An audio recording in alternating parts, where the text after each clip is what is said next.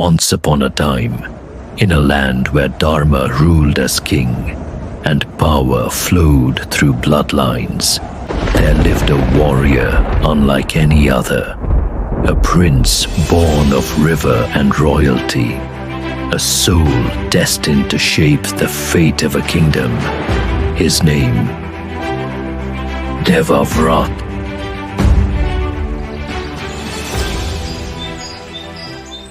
Son of Ganga, heir to Hastinapur.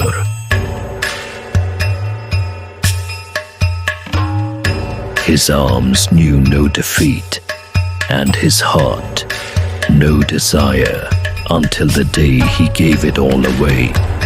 To fulfill a father's love, he renounced his throne. To preserve the future, he gave up his own.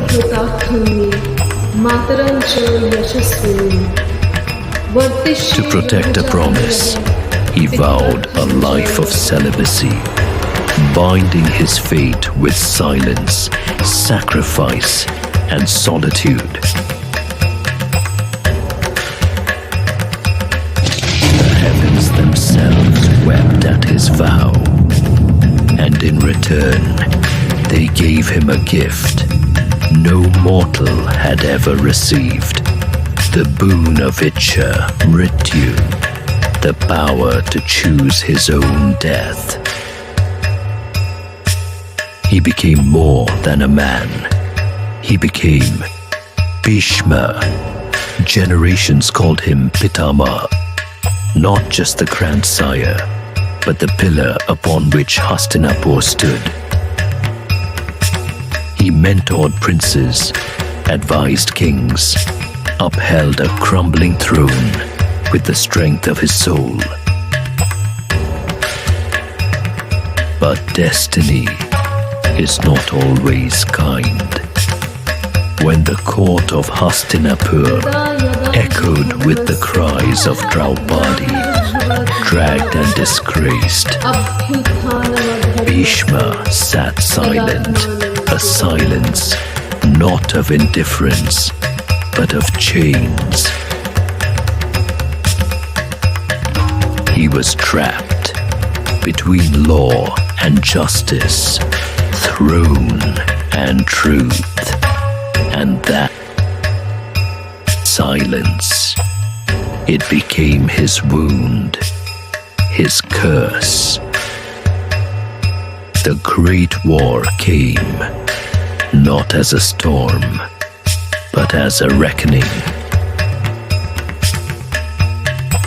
He stood, blade in hand, leading the army of those who disrespected Dharma, not for belief, but for duty, not with pride, but with pain.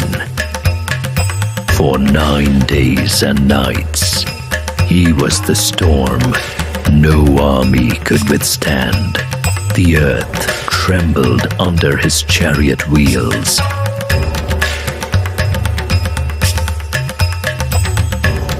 Warriors fell like leaves before his bow. He was no longer just Bhishma. He was death wrapped in Dharma.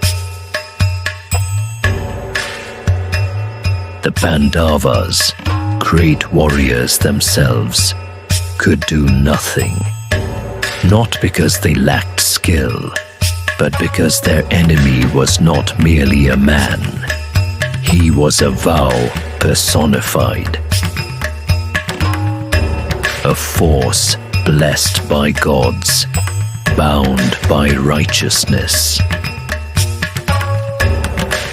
But even the greatest warrior had a code, and it was that code that became his only weakness.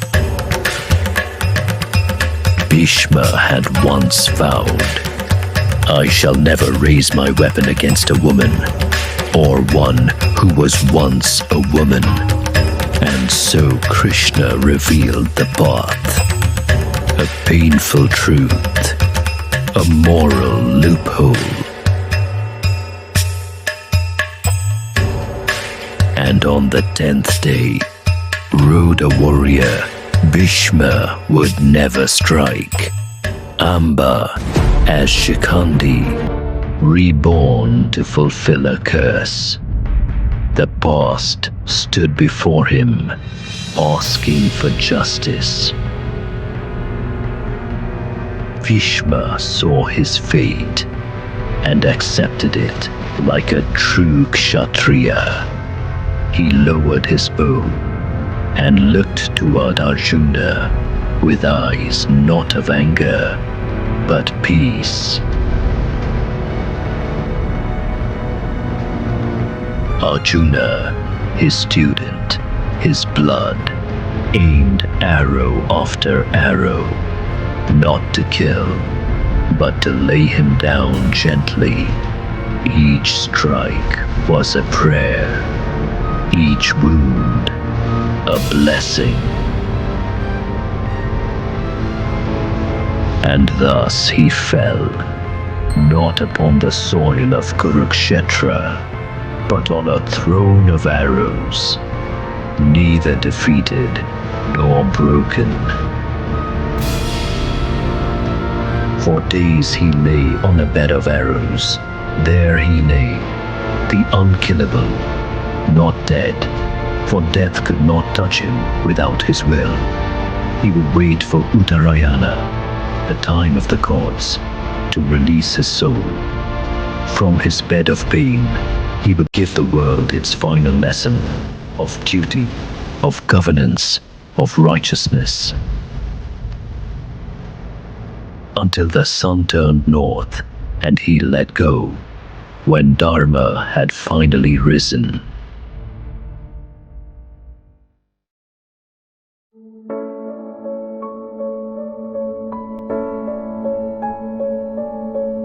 The warrior who chose death, the guardian who chose silence, the son who chose sacrifice. This was not the story of triumph, but of burden. This was Bhishma.